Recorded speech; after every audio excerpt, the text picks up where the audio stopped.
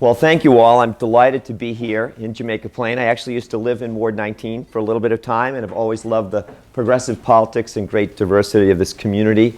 We did end up in the suburbs. As you heard, I recently left the Obama administration. I was the lead official for all food and nutrition issues at agriculture in the Northeast United States. I worked with governors and mayors and legislators throughout the region, but also spent a lot of time at food banks and schools and health clinics and small farms, making sure that 1 in 4 Americans had enough food to eat during the greatest recession of our lifetimes. I am from here, from Massachusetts, lifelong Red Sox fan. I did grow up in a family, a working class family. We were taught to make a difference in the lives of others. I was profoundly influenced by the events and gatherings of the 1960s, whether it was freedom riders coming to our home during the civil rights movement, whether it was anti-war rallies, environmental meetings, Kennedy campaigns. All of that had a profound impact on my life. And all I ever wanted to do was to be a voice for people who didn't have lobbyists on Beacon Hill or Capitol Hill. As you heard, I spent some time with the farm workers, but then also at Oxfam America, which is a great community development organization. It doesn't just do hunger, it does all kinds of things related to water, gender issues, economic development. I actually created the advocacy program, which took community issues and put them in front of policymakers. That's my legacy. 20 years ago, advocacy was a dirty word for development organizations. So now that has really changed, and I'm proud of that. I did serve the Clinton administration as the head of the Peace Corps in the region, and not only to bring skills around the world, but to build our own skills here in the United States. We now live in a global economy. The face of Massachusetts, the face of our country is changing as we speak, and cultural competency is an important life skill for all of us in the months and years ahead. Now, in talking about community, rest assured that I am comfortable in the corridors of power. At USDA, I negotiated with governors and cabinet secretaries. I testified before legislators. I worked with mayors and municipal leaders throughout the region. I led a senior team that ran 15 food, nutrition, and agriculture programs. I'm the only candidate in this race that has administered a $12 billion annual budget. And I would remind you that your lieutenant governor is the potential CEO of Massachusetts. I've run a $12 billion enterprise, but I've also served on my finance committee and worked in state, and I understand the critical relationship between the cities and towns and the Commonwealth and the federal government. I'm really pleased at this forum that we're going to have a chance to talk about issues. So you got the quick 2-minute shout out, and I have so many things that I care about, and I hope that we can talk about over the next half hour. But again, it's really great to be here, and I'm looking forward to the conversation. We need to get to a point in time where we have a progressive tax structure in Massachusetts. It's going to take some time because it's set in law if we ever want to change it, and it actually has to change through a constitutional convention, which sometimes speaks to what kind of a legislature we have, because although the Democrats control the House and Senate, there's a little push and shove on whether they're progressive enough. So that's a long-term issue that we have to fight for. But in essence, I will always support a progressive tax structure. We need to do that. I certainly would have liked to have gotten the larger package that the governor was supporting. I'm glad that some things survived. If anyone's curious, I certainly support what went on with the gas tax. You know, at some point we've got to stand up and say, we have needs in our state around infrastructure and transportation, and we've got to be willing to pay for them. I wasn't thrilled with the way they did the automatic escalator, but I understand why, because we hadn't raised it since 1991. And I don't know if anybody knows this, but the gas tax in Massachusetts was 21 cents a gallon at a time when gas was a lot less than it is now. And so we finally made some progress there. But I think at some point, we as Democrats, we as public servants, need to be able to justify government services. And if I could tell a quick story, I was at a school talking about public service, which has kind of been denigrated in the past several years. But I asked students to think about, from the time they got up to the time they went to bed, all the different ways that government was part of their lives. Whether it was the light, whether it was turning on the water, whether it was the roads they drove on, their teachers, their coaches. All of those things are government services, and we're only going to get what we're willing to pay for. So I will be a progressive supporter of a progressive tax structure. It's going to take time to get there, but hopefully someday. All right, great. How about an audience question? Right there. Gay rights?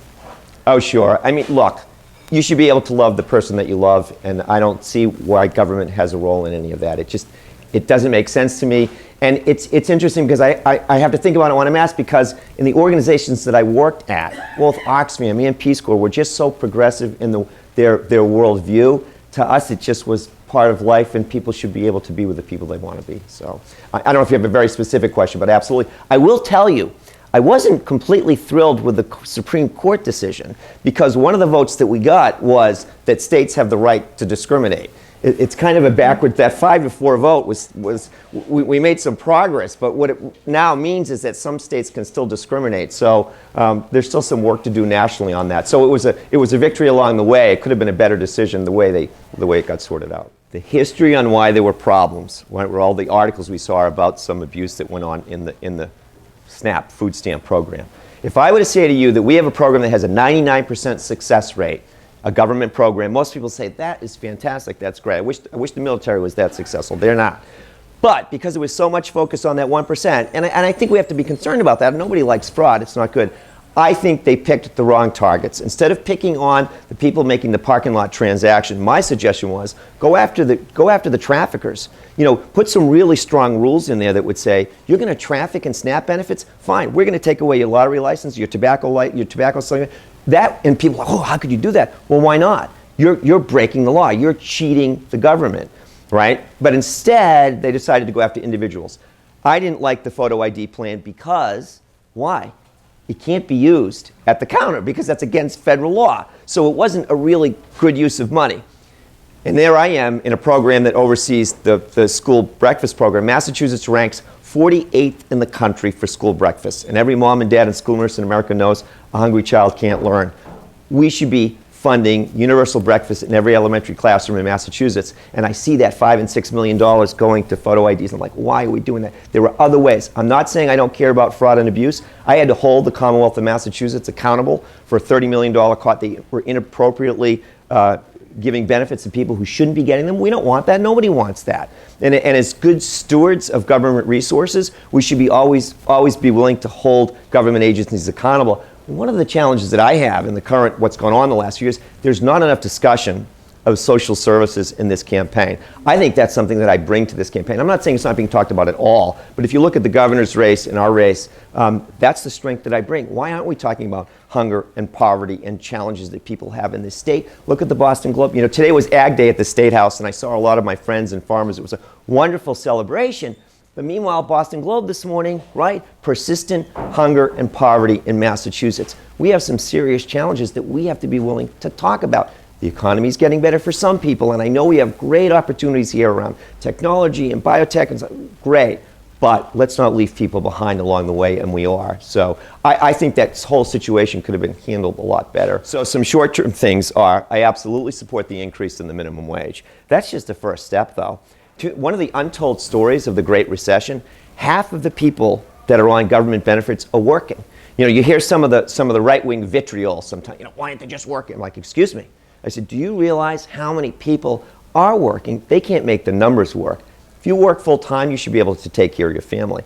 The numbers don't work right now. So when we talk about minimum wage, I always say, yeah, but that's not enough. We have to have a conversation about the living wage, and it's going to take time to get there. But I have business people supporting me. I have people in the nonprofit sector, the government sector supporting me.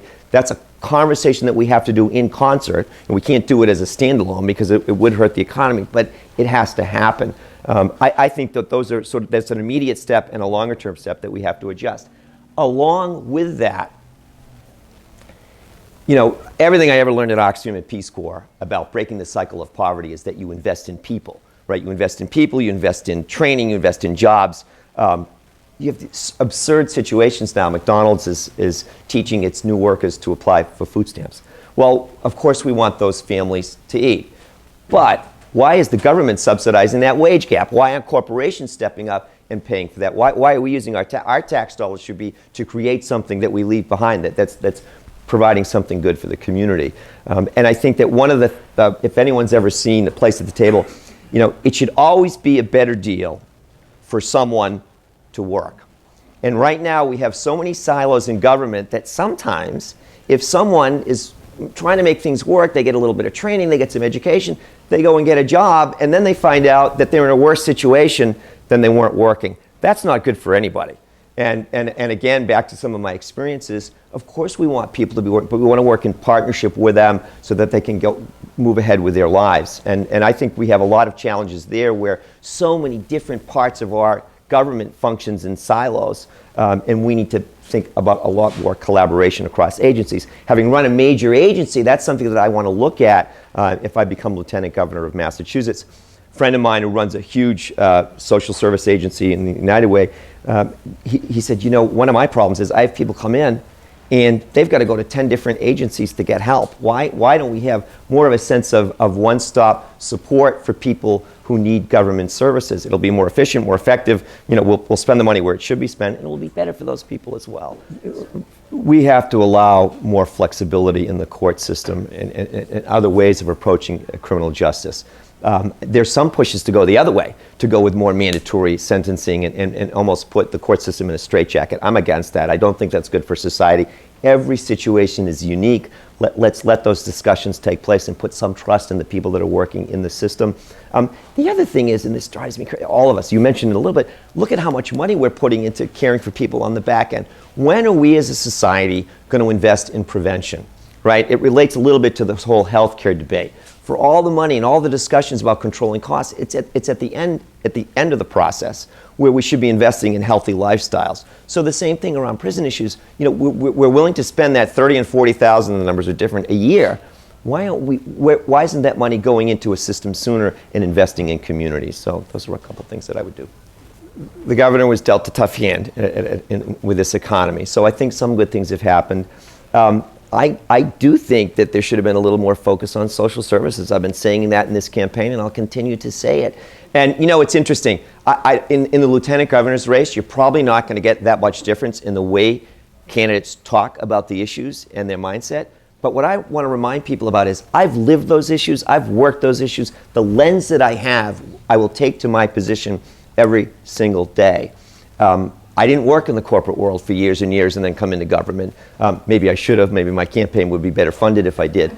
But you know, I have great people at the community level that are really excited about this campaign and believe that I'm bringing something different. That's a voice that I will bring into this office and will be a consistent voice. And when I think about the office, it's not just partner to the governor, it's also an advocate. And it's an advocate that's going to push the agenda that we care about and I care about deeply. And that won't change no matter you know, where I find myself, and you know, obviously you have to listen to people that support you, but something that's really important to me is the progressive values that I have had no matter where I've lived and what I've done, because that's sort of my core beliefs.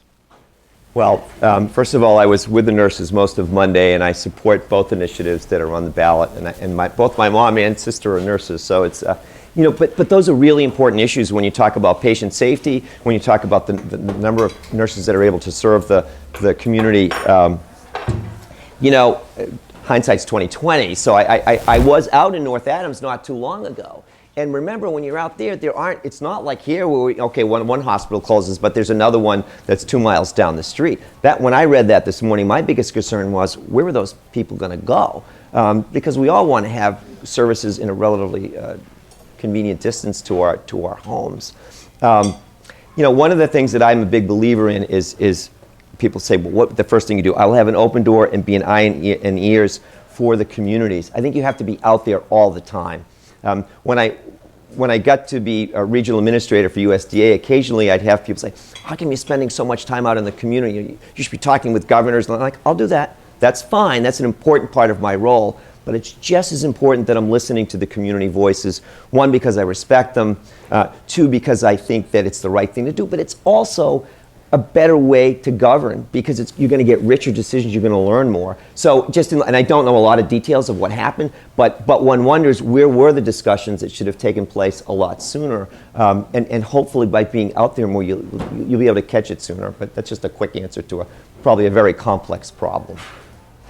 It's an interesting question. There's two pieces to it, right? Because we raised the gas tax all of 3 cents, and then they put in an escalator. Now, I originally, to be honest with you, I didn't like the concept of it, because to me, you should be able to stand up and defend it.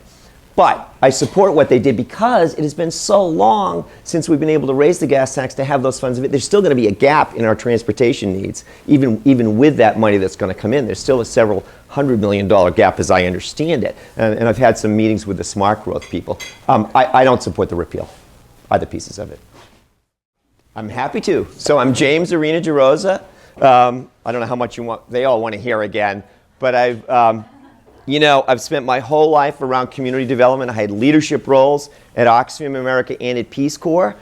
So I have that lens that I would bring into the position of lieutenant governor. But I've also run a $12 billion agency for the Obama administration. I've had executive leadership positions. So one of the things that I'd like to think that I have my eyes on both of those.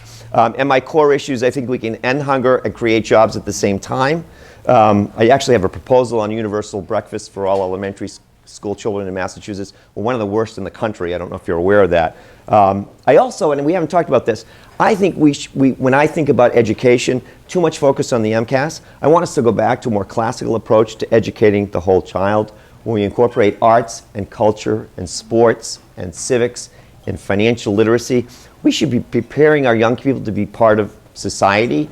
And I just think I'm all for, you know, for testing and seeing where things are, but the way those tests are used, I'm not very happy with, and I think there are some challenges in there. And as I said a little bit earlier, wage equity and just economic justice is a big part of my platform as well. I used to work at SEIU. I was a negotiator and organizer. Didn't work there, sorry. Worked at Oxfam, was the union negotiator for SEIU, and I just think we need more fairness in our economy. That's a quick, I didn't want to do too much because they heard it already. So. Well, first of all Americans need to be eating healthier. And the studies show it's about the same no matter what your income level is. It is our tax dollars, so I think it's okay to have a conversation about it. But right now our subsidy policy is so screwy. You know, the USDA My Plate, you know, eat fruits and vegetables, low-fat dairy, lean protein. But then what do we subsidize as a country, right? We subsidize cotton and corn and soybean. It's a completely different picture. So if I took glass of water, glass of juice, glass of milk, glass of soda, which is water to which we add corn syrup and sugar, that's the cheapest. And sometimes people who don't have a lot of money make that choice. Do I want everyone to eat healthier? Yes, absolutely. I think we could do positive incentives rather than negative ones. I will say this. New York used to be in my region when I was at USDA, and Mayor Bloomberg wanted to do this. He wanted to take sugary beverages out of the SNAP program. At the end of the day, we said no, but there was a lot of debate back, and a lot of public health people really believe we need to do that. And they called me afterwards and said, well, James, what would you do different? And I said, you know, I sat in these meetings, you had the president's people, the governor's people, the mayor's people, and we're all debating what's good for the community, what's good for the community. Public health people say you should have those restrictions. Others say no. I said, you know who wasn't around the table? You had nobody from the community around the table. And I think there's too many times when decisions are being made, whether it's poor people, community people, middle-class people, and they're not engaged and involved. We went to a farm in Dorchester, and one of the first questions we got from some of these young people that were involved in community farming from all different races and backgrounds was, why do you let SNAP benefits purchase junk food? So I think if that message is being said from the community, that's a different discussion than someone from the top down saying you can't do this. So, you know, to me, this is, and we've talked with different people about this is a public safety issue. What would you rather have? I'd rather make sure that if I'm driving down the street that other drivers have gone for their testing, have had people see whether they can drive appropriately, understand the rules of the road. To me, it's just one of those common sense things that this anti-immigrant fervor has been put onto an issue. I just see it as a public safety issue, and people need to get to their jobs, and I don't have a problem at all with it. Police chiefs want to also know if they have to stop, so who are they? I mean, and then there's issues around insurance as well. So, you know, I know what you're talking about, and it's very complex because it seems like, and my sister was a waitress for a long time. Some of them, they do it the right way, and others don't. It's about the tip wage and whether more money should be paid by, you're talking about restauranters, right? And okay, well, when the minimum wage goes up, there have been different proposals for the right. tip wage, which I believe is as low as $2 an hour. Right. And what ends up happening is that some places they actually make that, if not more, and others they don't. Some of it depends on the way the books are kept. So it's a little bit complex, but I think working people should be paid a fair wage. Let me just answer it that way. You know, I worked a little bit on affordable housing earlier in my career. It's a serious problem. This is one of those issues where we're spending millions of dollars to keep people in temporary housing rather than, again, investing it in the housing itself. Right? We put people up in hotels. We put people up in temporary housing. One of the things that I think as a leader, you know, we need to be thinking about how do you build a future. Leadership's about generational responsibility. And too often, whether it's politics looking at elections now or whether it's issues like that, how do we deal with the problem of the second? how do we build a long-term solution? And that is what I will take into every position that I look at, because we're here to leave something behind. And I worry that in government, it's all this patchwork. Someone asked about health earlier. I support single payer, partly because it's going to be a better way of getting people on a healthier track. So insurance companies aren't going to say, well, that person's not going to be with me in 30 years, so I'm not going to support some of the things that they need to do now. A single payer system would keep people their whole lives and would be a much better system for America. So in so many ways, I'm always going to be thinking, how do you build a long-term solution? So. All right. I think that I'm getting the sign that we need to wrap up now. Okay. So feel free to say thank you, but we don't have time for a closing speech. All right, I won't give a close. No, it's been great to be here. I've spent my whole life on progressive issues. I promise I will be a champion for these issues if I'm Lieutenant Governor. Again, my name is James Arena-DeRosa, and I'm running because I believe we live in extraordinary times that requires our sacrifice and the very best of what we have to offer the Commonwealth of Massachusetts. Thank you very, very much.